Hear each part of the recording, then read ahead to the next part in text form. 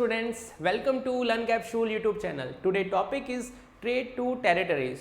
तो कैसे ब्रिटिशर्स ने आके इंडिया के अंदर ट्रेड करने के लिए एम्बिशन से आए थे और कैसे उन्होंने अपनी टेरिटरी इस्टेब्लिश कर ली, ये समझते हैं। ये टॉपिक क्लास 8 का है for CBSE, NCERT and other states boards के लिए हेल्पफुल रहेगा। इसमें आपको ये समझाया गया है कि कैसे इंडिया के अंदर ब्रिटिशर्स ने आके ऑल ओवर इंडिया को कंट्रोल कर लिया, जो अपनी मतलब वो वहाँ ब्रिटेन से यहाँ पे ट्रेड करने के लिए आए थे।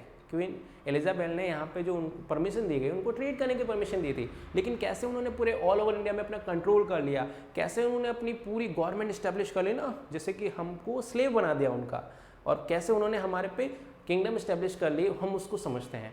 हम आगे देखते हैं कि जो ईस्ट इंडिया कंपनी है, तो ईस्ट इंडिया कंपनी इंडिया के अंदर किस एम्बिशन से आई थी? तो ट्रेड करने के एम्बिशन से आई थी। तो ट्रेड करने की जो परमिशन है ईस्ट इंडिया कंपनी को किसने दी थी? तो औरंगजेब टू परमिशन, ठीक है, by the permission by Aurangzeb. तो who is the permission that give that to that Aurangzeb? तो उनको परमिशन किसने दी थी? तो औरंगजेब ने उनको परमिशन दी थी ट्रेड करने के लिए। After the death of Aurangzeb in 1707, तो जब औरंगजेब की डेथ हो जाती है तो उसके बाद क्या सिचुएशन क्रिएट होती है ऑल ओवर इंडिया के अंदर? तो जितने भी दूसरे मुगल रूलर्स थे, मतलब जो औरंगजेब के नीचे के जो मतलब औरंगजेब के जो बेटे थे, वो सारे वीक थे। मतलब मुगल एम्पायर के जो रूलर्स थे वो सारे वीक हो गए थे, मतलब कि कोई ऑल ओवर स्टैब्लिश नहीं कर रहा था, कंट्रोल नहीं कर पा रहा था। तो मुगल एम्पायर क्या होता है, उस टाइम पे वीक होने लगता है। तो उसके बाद क्या होता है, मुगल एम्पायर डिस्ट्रॉय हो सकता है, मुगल एम्पायर डिस्ट्रॉय हो जाता है। तो उसके बाद many Mughal governors and big जमींदार डिक्लेयर देमसेल्फ इंडिपेंडेंस। तो जो मुगल एम्पायर के जो गवर्नर्स थे, तो मुगल ने जो अपने गवर्नर्स अपॉइंट करके रखे हुए थे एवरी स्टेट में, तो वो देमसेल्फ मतलब कि खुद को स्टेट का किंग मानते हैं, मतलब खुद बोल देते हैं कि हम इंडिपेंडेंस है, मुगल के अंडर नहीं आते हैं। और दूसरे जो ज़मींदार थे, मतलब जो ज़्यादा जिसके पास ज़्यादा एरिया और लैंड होता है उसे ज़मींदार कहा जाता है। तो ज़मींदार जितने भी थे वो भी बोलते हैं कि हम मुगल एम्पायर के अंडर नहीं आते, हम सेपरेट हैं, हम इंडिपेंडेंस हैं, हम किसी के अंडर नहीं आते। तो फिर आगे क्या होता है, फिर many regions kingdom such Hyderabad, Awadh, Bengal become a independence of. फिर वो क्या हो जाती है, जो बंगाल है, अवध है, हैदराबाद है, वो अपने आप को इंडिपेंडेंस, मतलब वो भी मुगल से बैटल करते हैं और मुगल को डिफीट कर देते हैं, फिर वो अपनी इंडिपेंडेंस स्टेट बना लेते हैं। बंगाल, हैदराबाद एंड अवध, तो ये तीनों प्लेसेस इंपॉर्टेंट है ब्रिटिश के टाइम पीरियड के लिए। ब्रिटिश जब भी जो ब्रिटिश इंडिया है वो इंडिया में जब आता है तो सबसे पहले वो कहाँ पे अपनी टेरिटरी बनाता है? तो बंगाल में। कहाँ पे बनाता है? बंगाल में। फिर जो हमारे सेंट्रल पावर है, आज भी हमारे इंडिया के जो सेंट्रल पावर है वो कहाँ पे है? दिल्ली में। तो दिल्ली को पहले से ही सेंट्रल पावर इसलिए माना जाता है क्योंकि दिल्ली पे जितने भी रूलर्स हैं वो सारे दिल्ली में रहते हैं, और वहाँ से जो डिसीजन आता है वो ऑल ओवर इंडिया में उसको माना जाता है, उसकी फॉलो किया जाता है, क्योंकि दिल्ली को पहले से सेंट्रल पावर माना जाता था, वहाँ पर सारे रूलर्स वहाँ पर ही रहते थे। ओके, चलो हम आगे समझते हैं। As a result, new center power of Delhi declined as there are no political unity among the Indian state. फिर इंडियन स्टेट्स में क्या होने लगा कि जैसे कि जो यूनिटी होती है तो वो पॉलिटिकल यूनिटी फिनिश हो गई थी ऑल ओवर इंडिया स्टेट में। There were no political unity among the Indian states. तो जितने भी इंडियन स्टेट्स हैं, जैसे राजस्थान वाले हैं वो गुजरात वालों से बैटल करते थे, साउथ वाले हैं वो नॉर्थ वालों से, बंगाल वाले हैं वो बिहार वालों से, मतलब आपस में सारे लड़ रहे थे उस टाइम पे। तो उस सिचुएशन में ब्रिटिश को समझ में आने लगा कि ये तो आपस में लड़ रहे हैं, तो क्यों ना उनका फ़ायदा उठाया जाए। फिर उन्होंने एक पॉलिसी इस्टेब्लिश की यहाँ पे इंडिया के अंदर, डिवाइड एंड रूल। कौन सी? डिवाइड एंड रूल, बांटो और उनका हमें यूज़ करो। तो हमारे इंडियंस का उन्होंने यूज़ किया एज अ कैसे यूज़ किया कि वो आपस में तो लड़ रहे हैं, तो दोनों को आपस में लड़ा कि अपने बेनिफिट को उन्होंने वहाँ पे अपना बेनिफिट सोचा कि मुझे उससे क्या फ़ायदा हो रहा है, तो उन्होंने डिवाइड उन दोनों को आपस में लड़ा के अपना बेनिफिट निकाल लिया। ऐसे वो धीरे धीरे ऑल ओवर इंडिया में कंट्रोल कर लेते हैं। चलो नेक्स्ट हम समझते हैं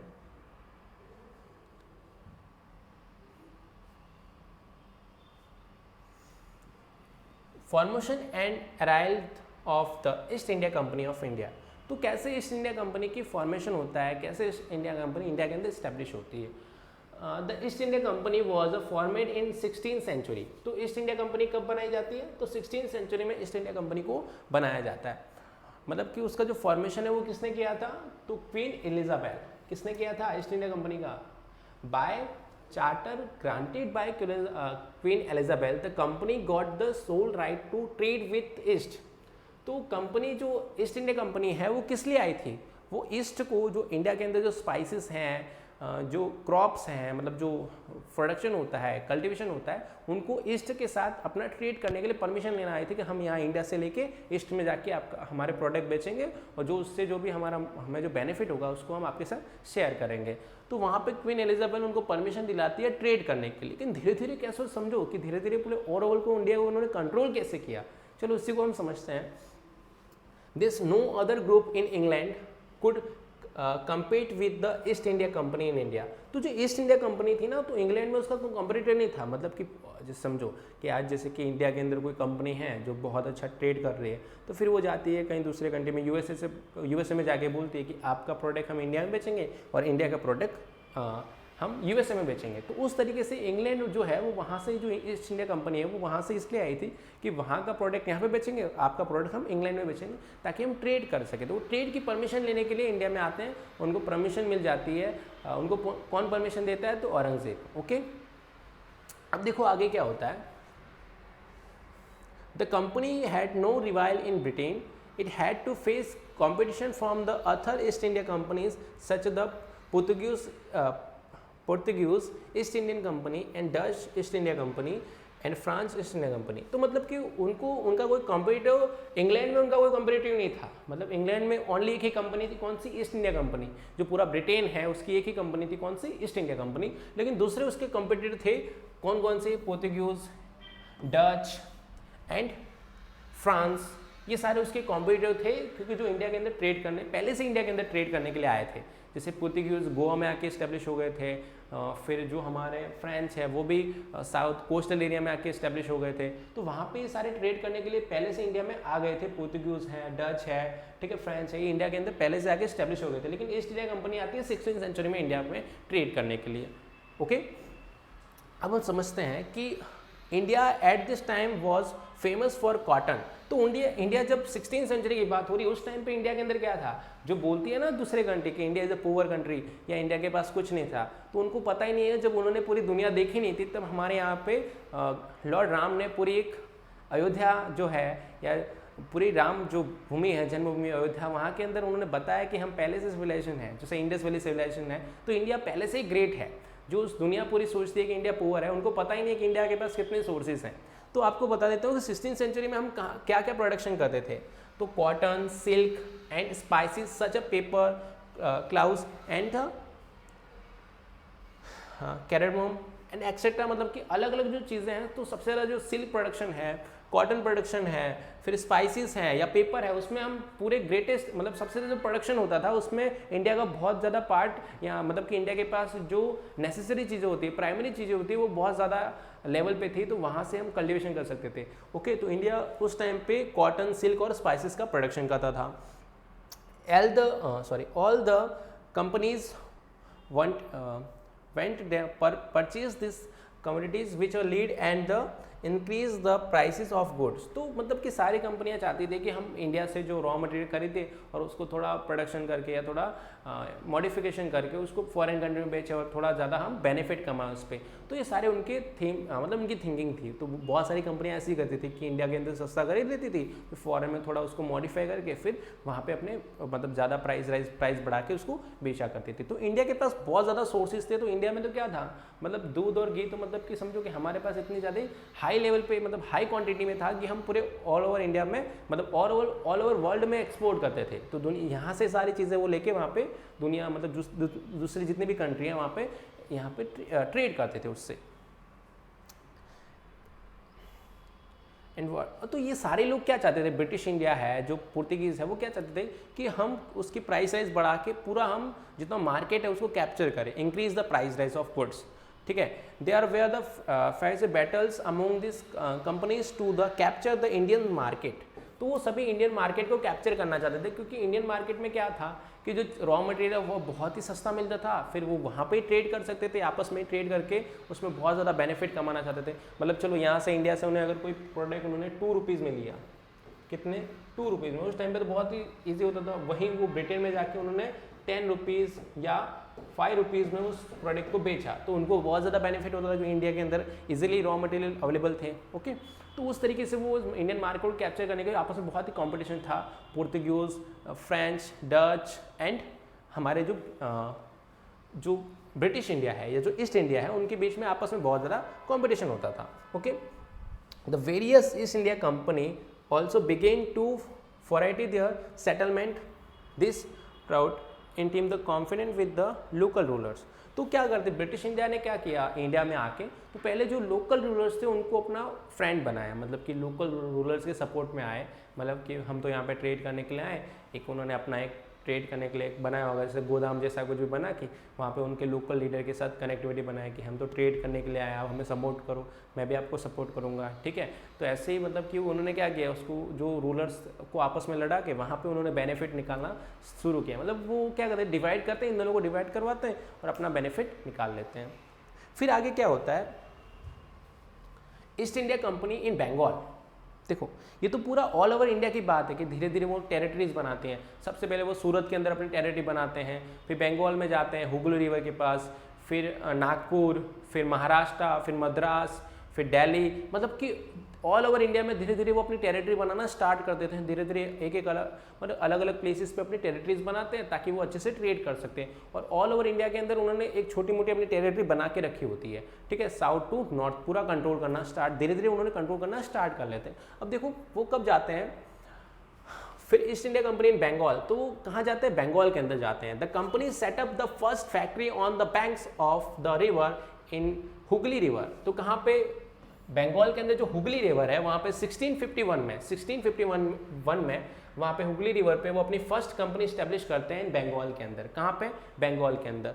फिर क्या होता है, the factory was a not a production unit but was a warehouse. तो वो प्रोडक्शन यूनिट नहीं था, मतलब वहाँ पे कोई मैन्युफैक्चरिंग नहीं होती थी, जैसे कि कॉटन से क्लोथ्स बनाना, सिल्क से क्लोथ्स बनाना या जो दूसरी चीज़ें बनाना. तो वहाँ पे वेयर हाउस था, मतलब कि जो गुड्स आते हैं, जो सामान होता है उसका जो गोदाम होता है उस टाइप को उसको वहाँ पे वेयर हाउस बना के रखा गया था. वहाँ पे सारी चीज़ें गुड्स को वहाँ पे रखा जाता था. For export we are the storage. तो जो दूसरी कंट्री में जो एक्सपोर्ट करना है उसके लिए वहाँ पे एक स्टोर हाउस था, मतलब स्टोर करने के लिए सामान को स्टोर करके वहाँ पे रखा जाता था. And the company convinced the traders and the merchants to settle near the factories. तो आप देख सकते हो कि जो मर्चेंट्स, मतलब कि समझो कि जैसे कि अहमदाबाद है, ठीक है, पूरा अपने एग्जांपल के लिए कोई बिग सिटी है, महाराष्ट्र के अंदर मुंबई है, गुजरात के अंदर अहमदाबाद है. तो ऐसे ही जहाँ पे मुंबई है तो मुंबई के अंदर बहुत बड़ा मार्केट है. तो ठीक है, तो वहाँ पे अगर ट्रेड करना होगा तो मुंबई के पास ही कोई ट्रेड या वेयर हाउस रखना पड़ेगा, जो ऑल ओवर मुंबई से हम सामान को वहाँ से खरीदेंगे और मतलब कहीं से बाहर से खरीद के वहाँ पे अपना वेयर हाउस बनाएंगे और मुंबई के अंदर आराम से ट्रेड कर सकते हैं. तो हम कहाँ पे रखेंगे अपना ट्रेड सेंटर, कहाँ पे, जहाँ पे ज़्यादा बिग सिटी हो या जहाँ से ईजिली हमारे पास सोर्सेज अवेलेबल हो. तो इसलिए नियर बाय रखते हैं. हम कहाँ पे रखते हैं, नियर बाय. तो वहाँ पे क्या होता है, the company converted traders and merchants to settle near the factories. तो जहाँ पे मर्चेंट्स होते हैं, जहाँ पे ट्रेडर्स होते हैं, तो वहाँ पे नियर अपनी फैक्ट्री लगाते हैं ताकि आसानी से इजीली वो मर्चेंट्स भी वहाँ उनके पास आ सकते, जो ट्रेडर्स हैं वो भी उनके पास आ सके, दोनों आपस में आराम से अपना ट्रेड कर सकते. इसलिए वो इजीली कहाँ पे रखते हैं, दोनों के पास. And by 1696 it's began to building a fort around the settlement. तो वो अपने सेटलमेंट के लिए, मतलब रहने के लिए 1696 में कोलकाता के अंदर बहुत बड़ा एक हाउस, मतलब फोर्ट बनाते हैं, अपने रहने के लिए घर बनाते हैं. ठीक है, कहाँ पे, कोलकाता में. कौन सी ईयर में, तो 1696 में. इसके बाद क्या होता है, later took the zamindar right to of their village on one of the village was Calcutta which later grew into the Kolkata. ठीक है, तो वहाँ पे वो क्या करते हैं, जो कोलकाता होता है वहाँ पे वो रहने के लिए अपना, जो कोलकाता सिटी में अपने एस्टेब्लिशमेंट स्टार्ट करते हैं फर्स्ट में. तो वहाँ पे अपना जो जमींदार होते हैं, right to village and was Calcutta. तो वो अपनी ज़मींदार से परमिशन लेते हैं, फिर जो विलेजेस के लोग होते हैं उनसे परमिशन लेते हैं वहाँ पे रहने के लिए. The company also forced Aurangzeb to issue farman. तो कंपनी के इशू चले थे किससे, औरंगजेब से. Forced Aurangzeb to issue farman guaranteeing the company their rights to trade duty free. मतलब कि कंपनी क्या चाहती थी, ईस्ट इंडिया कंपनी, कि जो उनके जो प्रोडक्ट्स हैं उन पे जो टैक्सेस लगते हैं वो ड्यूटी फ्री हो. मतलब कि जो इंपोर्ट एक्सपोर्ट होता है उस पर वो ड्यूटी फ्री कर दे, मतलब उस पर कोई टैक्स ना ले.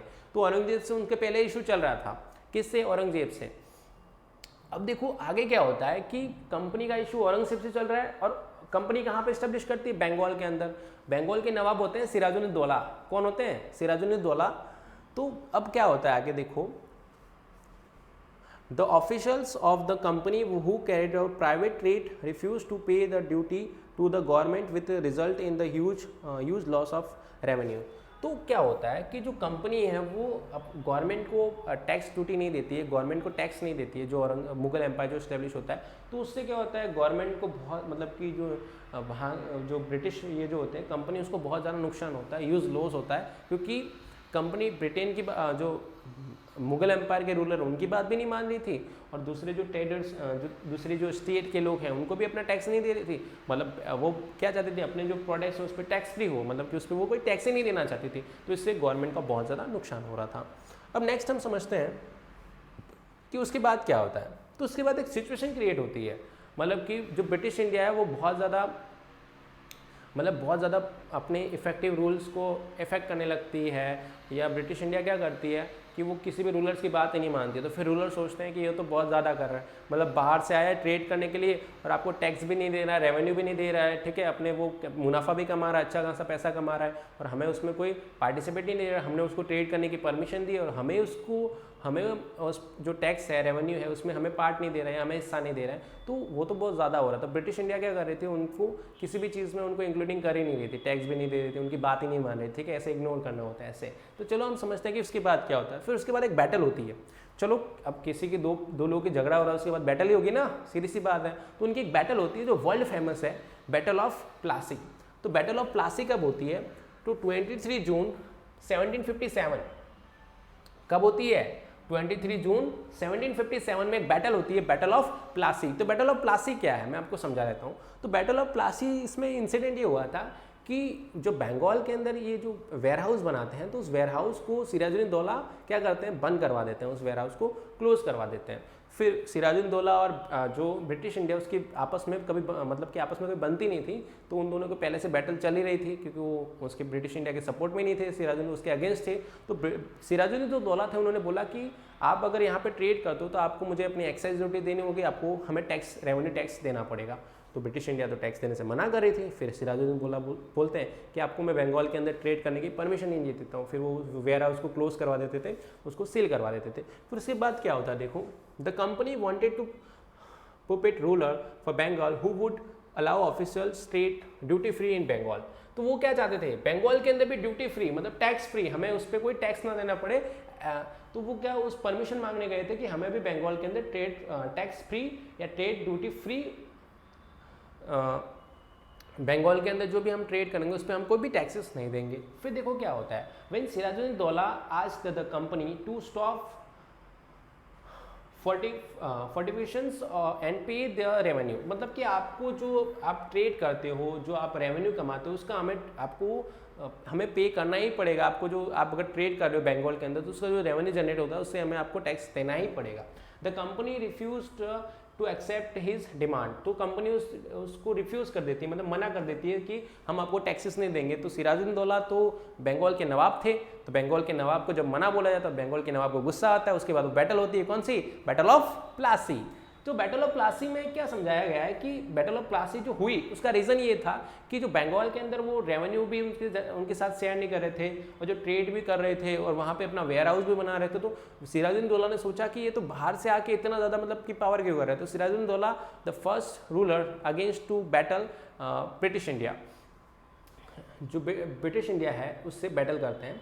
And the nawab locked the warehouse and disarmed to Englishman and marched to Kolkata and established control over the company's food। तो वो कंपनी ने जो ब्रिटिश इंडिया ने जो जो चीज़ें बनाई है, ईस्ट इंडिया कंपनी ने जो जो चीज़ें बनाई थी बंगाल के अंदर, उन सभी को क्या करते हैं, लॉक कर देते हैं और सभी जगह पे अपना कंट्रोल कर देते हैं। मतलब जो उनकी टेरिटरीज थी, दूसरी जो भी चीज़ें थी, मर्चेंट्स के जो भी सेटलमेंट थे, उनको सारा ऑल ओवर कंट्रोल। कलकत्ता के अंदर जो मर्चेंट हाउस बनाया था उन्होंने, जो ट्रेड करने ट्रेडिंग सेंटर था, वहाँ पर भी पूरा कंट्रोल कौन कर लेते हैं, जो हमारे बंगाल के नवाब होते हैं सिराजुद्दीन दौला।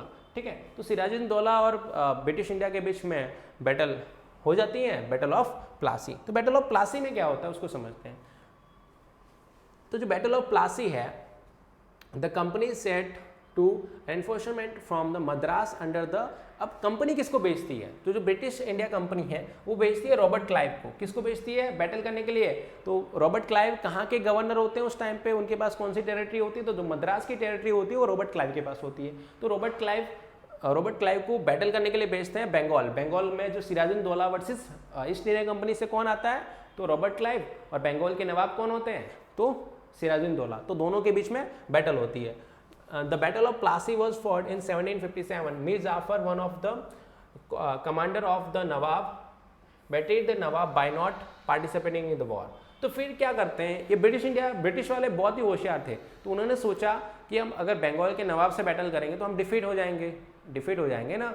तो मतलब कि सोचा कि उनको अगर हमें किस तरीके से बच सकते हैं। फिर अपने वो चालाकी से क्या करते हैं, जो मीर जाफर होता है, जो मीर जाफर होता है, कमांडर होता है बंगाल, जो बंगाल के नवाब होते हैं ना सिराजुद्दौला, उनका जो कमांडर होता है मीर जाफर। तो मीर जाफर को बोलते हैं कि तुम अगर हमारे साथ आ जाओगे तो हम आपको क्या बना देंगे, बंगाल का नवाब बना देंगे। किसको, मीर जाफर को ऑफर करते हैं कि हम आपको बंगाल का नवाब बना देंगे। फिर Sirajuddaula, realising that he was been the betrayed by his commander, lost his nervous and failed from the battlefield। फिर सिराजुद्दौला को लगता है कि उनका जो कमांडर है वो नर्वस हो गया है। नर्वस नहीं हो जाता है, वो क्या कर लेता है, ब्रिटिश इंडिया के पीछे, मतलब कि सिराजुद्दौला के पीछे वो जाके ब्रिटिश इंडिया के साथ अपना कॉपरेट कर लेता है, उनके साथ मिल जाता है। ठीक है, तो बैटल क्या होती है मैं आपको समझा देता हूँ। तो रॉबर्ट क्लाइव, ब्रिटिश इंडिया से कौन आया, रॉबर्ट क्लाइव, एंड यहाँ पे हमारे बंगाल के नवाब सिराजुद्दौला। तो दोनों के बीच में बैटल होती है, battle of Bengal, battle of Plassey. Battle of Plassey में क्या होता है, रॉबर्ट क्लाइव के पास 2000 ऑफिसर्स होते हैं जो उनके पास उनकी आर्मी होती है, और हमारे बंगाल के नवाब के पास 10,000। लेकिन इस बैटल में जो रॉबर्ट क्लाइव होते हैं वो जीत जाते हैं, क्योंकि उनके पास उनकी फोर्सेस जो होती है वो बहुत ही मतलब कि मॉडर्न होती है, और हमारे पास वही तीर भालों से लड़ने वाले हैं ना, देसी तरीके से। तो यहाँ पे रॉबर्ट क्लाइव की जो फोर्सेस होती है वो जीत जाती है। फिर रॉबर्ट क्लाइव जैसे ही प्लासी का बैटल जब भी जीतते हैं, जैसे ईस्ट इंडिया कंपनी प्लासी में जीती है, तो ऑल ओवर बंगाल में उनका कंट्रोल आ जाता है। फिर ऑल ओवर इंडिया के अंदर, क्योंकि उस टाइम पे बंगाल के अंदर जो कोलकाता है वो ट्रेडिंग सेंटर था, क्योंकि ऑल ओवर वर्ल्ड में ट्रेड कहाँ से होता था, कोलकाता से होता था। तो कोलकाता से वो इजीली ट्रेड कर सकते थे, इसलिए ट्रेडिंग सेंटर था, इंपॉर्टेंट प्लेस था इंडिया का, तो वहाँ से इजीली वहाँ पे ट्रेड कर सकते थे। और बंगाल के अंदर जैसे ही ब्रिटिश इंडिया कंपनी स्टैब्लिशमेंट करती है तो उनके पास पावर आ जाती है, बंगाल के जो किंग होते हैं उसको डिफीट कर देते हैं। ओके, अब इसके बाद क्या होता है, रिजल्ट क्या होते हैं, जो उसका रिजल्ट क्या आया।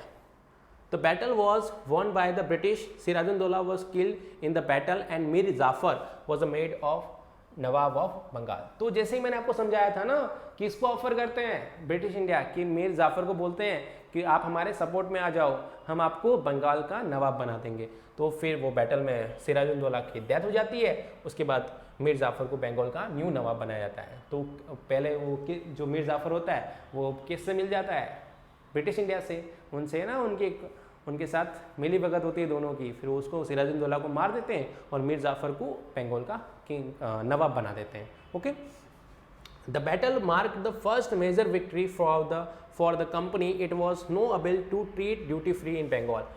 लेकिन क्या होता है, अब जो उनका न्यू किंग होता है ना जो मीर जाफर, वो बोलता है कि बंगाल के अंदर मैं भी मतलब मीर जाफर भी होता है, वो बोलता है कि आपको ट्रेड फ्री ड्यूटी नहीं दूंगा। मतलब कि उनको जो ब्रिटिश इंडिया होती है उनको बोलता है कि आपको फ्री में, मतलब कि यहाँ पे ट्रेड नहीं, आपको टैक्स देना ही पड़ेगा।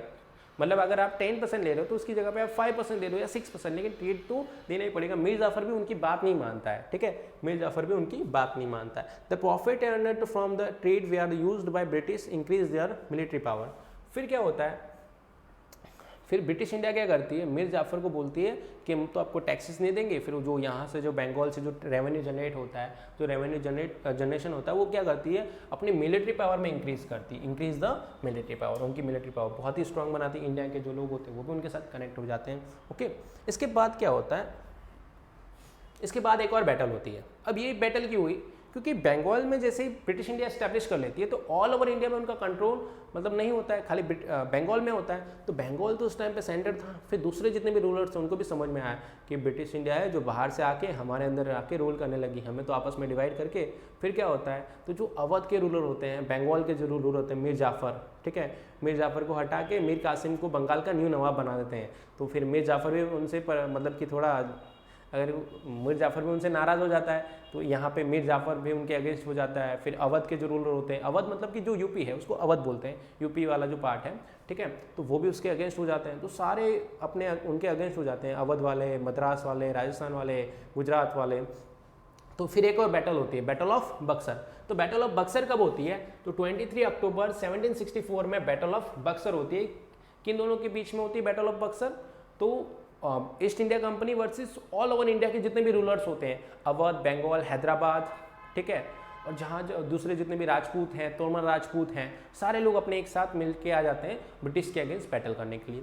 लेकिन ब्रिटिश उस टाइम पे बहुत ही मतलब उनकी मिलिट्री पावर बहुत ही पावरफुल हो जाती है। अब हम आगे देखते हैं। फिर Mir Jafar protest against the exploitative policies of the company. तो मीर जाफ़र जो होता है वो क्या करता है, कंपनी की जो पॉलिसीज़ होती है उनको लोगों को बताता है, मतलब उसके अगेंस्ट प्रोटेस्ट करता है कि आपकी पॉलिसी सही नहीं है, तो आप तो ट्रेड करने के लिए आए हो, ठीक है, चलो हम आपके सपोर्ट में हैं, मतलब जो मीर जाफ़र को उन्होंने नवाब बनाया, बट आप ट्रेड करने के लिए आए हो, लेकिन आपकी पॉलिसीज़ कैसी है, मतलब कि जो ट्रेड की पॉलिसी होती है, आपको टैक्सेस देना होता है, रेवेन्यू में आपको पार्टिसिपेट करना होता है, यहाँ पे लोगों के लिए जो आप ट्रेड कर रहे हो, तो यहाँ पे आप पॉलिटिकल सिचुएशन में इंटरफेयर कर रहे हो, तो वो बात सही नहीं है, ठीक है।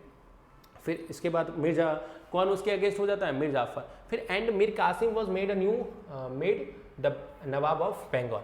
तो जो मीर कासिम होता है ना, उसको क्या बना देते हैं, बंगाल का न्यू नवाब बना देते हैं। Mir Qasim also protest against the exploitative policies of the company. फिर मीर कासिम भी जो होता है वो भी उसके अगेंस्ट चला जाता है, किसके अगेंस्ट?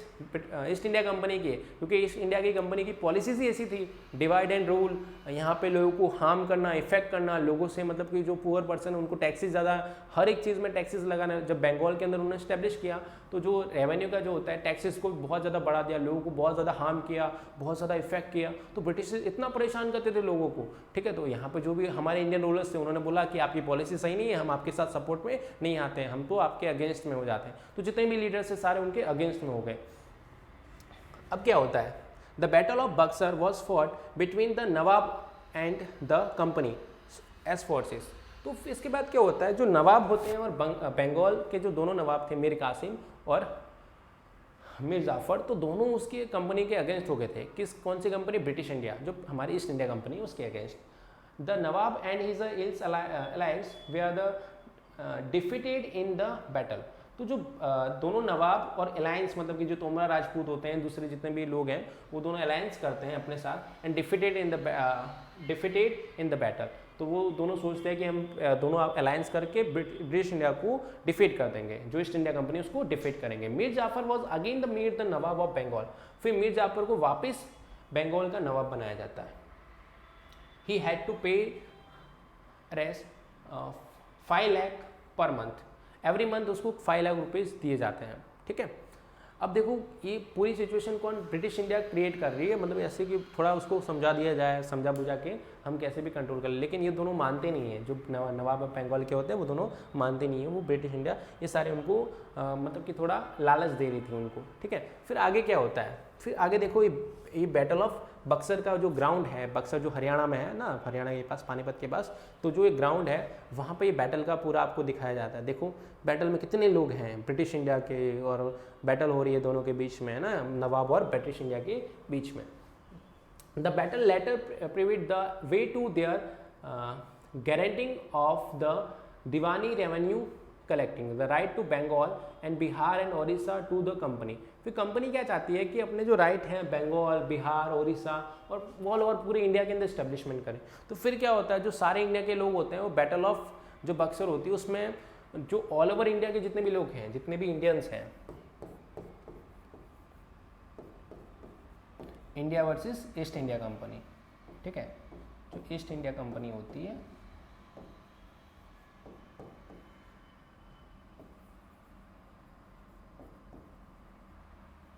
तो इन दोनों के बीच में बैटल हो रही होती है। तो East India Company versus India के जितने भी रूलर्स होते हैं, इंडियन रूलर्स जितने भी हैं, तो इन दोनों के बीच में बैटल हो रही थी। तो यहाँ पे क्या होता है, तो ऑल ओवर जितने भी लीडर्स होते हैं उनकी सारी फोर्सेस आ जाती हैं और ब्रिटिश इंडिया, फिर भी ब्रिटिश इंडिया जब बैटल ऑफ बक्सर में जितने भी इंडियन रूलर्स होते हैं उन सभी को डिफीट कर देती है और ऑल ओवर इंडिया के अंदर ब्रिटिश रूल इस्टेब्लिश हो जाता है। कौन सी बैटल के बाद? Battle of Buxar. Battle of Buxar कब होती है? तो 22 दिसंबर 1764, ओके तो 1764 में ब्रिटिश इंडिया एस्टेब्लिशमेंट कर लेती है ऑल ओवर इंडिया में। तो जैसे ही ऑल ओवर इंडिया के अंदर ब्रिटिश इंडिया एस्टेब्लिशमेंट करती है तो सारी पावर और अथॉरिटी किसके पास आ जाती है, ब्रिटिश इंडिया, क्योंकि ब्रिटिश इंडिया ने सबको डिफीट कर दिया, इधर साउथ वाले, नॉर्थ वाले, क्योंकि धीरे धीरे उन्होंने क्या किया, धीरे धीरे अपने सूरत के अंदर टेरिटरी बनाए तो सूरत में वहाँ पे एस्टेब्लिशमेंट कर लिया, मुंबई के अंदर बनाए तो मुंबई में एस्टेब्लिशमेंट कर लिया, फिर चेन्नई मद्रास, जो मद्रास वाला एरिया था वहाँ पे उन्होंने टेरिटरी एस्टेब्लिश कर ली। तो धीरे धीरे वो ट्रेड करने से आते हुए फिर रूल करना स्टार्ट कर दिया। तो समझो ब्रिटिश इंडिया कितनी, मतलब कि उन्होंने कैसे, इन इनोसेंट पीपल थे ना इंडिया के लोग, वहाँ पे उनको ज़्यादा इतनी समझ नहीं थी, तो बेचारों को कैसे उनके भोलेपन को कैसे उनका फ़ायदा उठाया गया। ठीक है, यहाँ पे तो ट्रेड करने के लिए एम्बिशन से आए थे, फिर धीरे धीरे ऑल ओवर इंडिया में वो कंट्रोल कर लेते हैं, एस्टेब्लिशमेंट कर लेते हैं। तो ये ब्रिटिश इंडिया ने कैसे किया आपको समझ में आएगा। उन्होंने टू बैटल्स हुई थी, battle of Plassey and battle of Buxar. तो बैटल ऑफ बक्सर के बाद ऑल ओवर इंडिया में उनका एस्टेब्लिशमेंट हो जाता है। ओके, आई होप ये वीडियो आपको बहुत पसंद आई होगी। ओके, पसंद आई होगी तो लाइक करें, शेयर करें एंड थैंक यू।